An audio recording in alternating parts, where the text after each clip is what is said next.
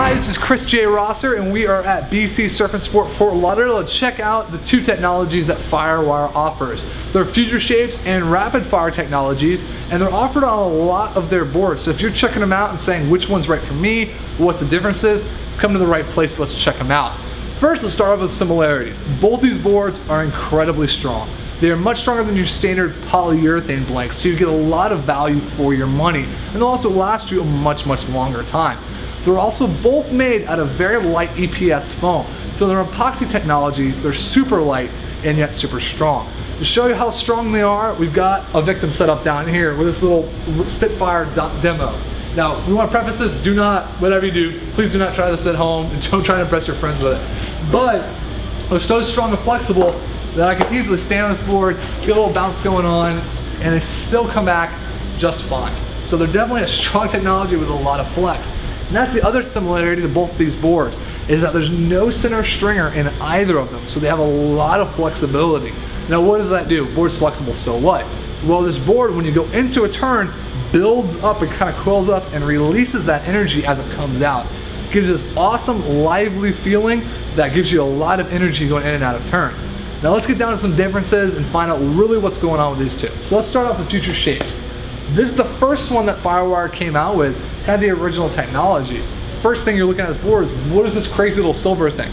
This is actually a little valve that they put into the board. That way they're not too heat sensitive. A lot of epoxy technologies do have some trouble when they get really hot. However, this little valve helps to combat that. Now don't go throw this in an oven and try to see how hot it can get before the board has problems, but it just sits there, kind of does its thing.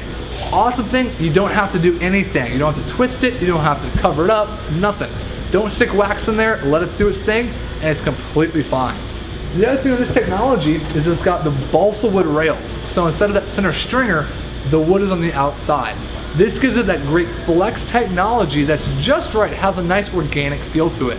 It allows the board to coil up in turns, release energy, and get you a lot of speed going on. Last thing about this one is it's got this nice aerospace composite that makes the board really strong. So that way this board is going to outlast your polyurethane boards for a long time. So even if you're a little rough on boards, this technology will hold up for you. Now let's check out the other side of it on the Rapidfire.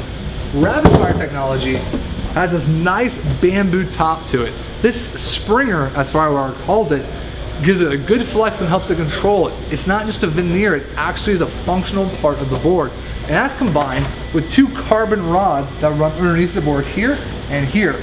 This gives the board a nice little suspension system, so it has a nice controlled flex through turns. It gives it an awesome lively feel every time. This board, however, and this technology don't have that aerospace composite, so it's not quite as strong as the Future Shapes technology, although it's still a really strong board.